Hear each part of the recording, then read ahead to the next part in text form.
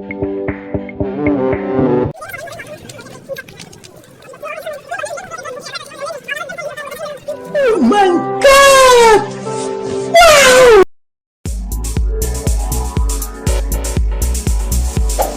ಹತ್ತತ್ರ ಬಿಡದಿದ್ದೀನಿ, ಬಿಡದಿಯಿಂದ ಮುಂದೆ ಹೋಗ್ತಾ ಇದ್ದೀನಿ. ಹಾಗೆ ತೋರಿಸ್ತೀನಿ ಬನ್ನಿ. ನಮ್ಮ ರಾಮನಗರಕ್ಕೆ ಹೋಗ್ತಾ ಇದ್ದೀನಿ. ಸೊ ಇವತ್ತು ಕಾಲೇಜಲ್ಲಿ ಎಕ್ಸಾಮ್ ಇದೆ, ಲಾಸ್ಟ್ ಡೇ ಎಕ್ಸಾಮು. ಸೊ ತುಂಬ ಎಕ್ಸೈಟಿಂಗ್ ಆಗಿದೆ. ಕ್ವಶನ್ ಪೇಪರ್ ಹೇಗೆ ಬರುತ್ತೆ ಅಂತ ಗೊತ್ತಿಲ್ಲ. ಸೊ ಸ್ವಲ್ಪ ಭಯ ಆಗ್ತಿದೆ.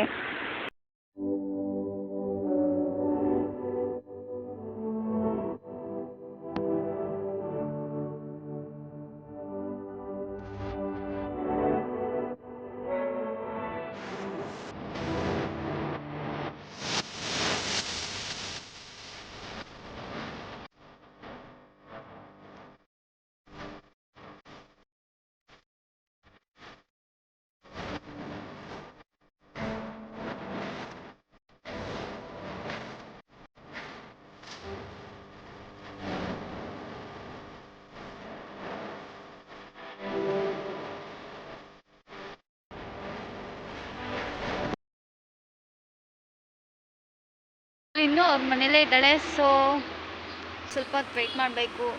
ಫೋನ್ ಮಾಡಿದ್ದೆ, ಏನು ಮಾಡ್ತಿದ್ಯಾ ಅಂದರೆ ಇನ್ನೂ ಮನೇಲೇ ಇದ್ದೀನಿ ಅಂತ ಹೇಳಿದ್ದಾಳೆ. ನೋಡೋಣ ಇನ್ನೂ ಎಷ್ಟೊತ್ತಿಗೆ ಬರ್ತಾಳೆ ಅಂತ ಗೊತ್ತಿಲ್ಲ.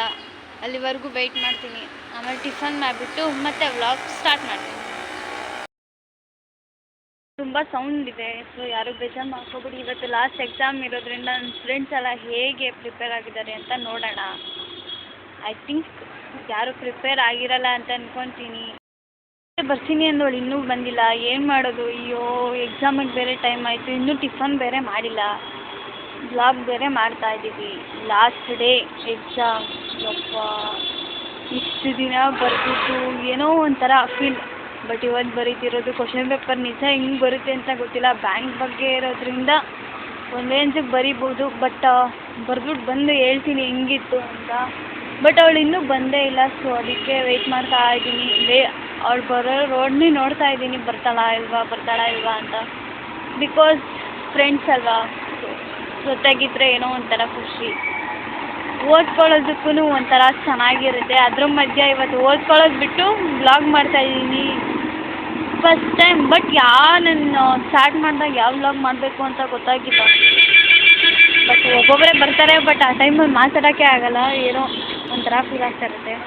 ಎಲ್ಲರೂ ನಮ್ಮನ್ನೇ ನೋಡ್ಕೊಂಡು ಓಡಾಡ್ತಾ ಇರ್ತಾರಲ್ವ. ಸೊ ಅದಕ್ಕೆ ಫಸ್ಟ್ ಟೈಮ್ ವ್ಲಾಗ್ ಮಾಡ್ತಾಯಿರೋದು. ಸೊ ನಿಮ್ಗೆ ಇಷ್ಟ ಆಗುತ್ತೋ ಇಲ್ವೋ ಗೊತ್ತಿಲ್ಲ. ಪ್ಲೀಸ್ ಸಪೋರ್ಟ್ ಮಾಡಿ. ಇಲ್ಲಿ ಸನ್ಸೆಟ್ ಬೇರೆ ಇಲ್ಲ, ಸೊ ಏನೂ ಮಾಡೋಕ್ಕಾಗಲ್ಲ. ಪ್ಲೀಸ್ ಯಾರು ಬೇಕು ನೋಡ್ಕೊಬೇಡಿ.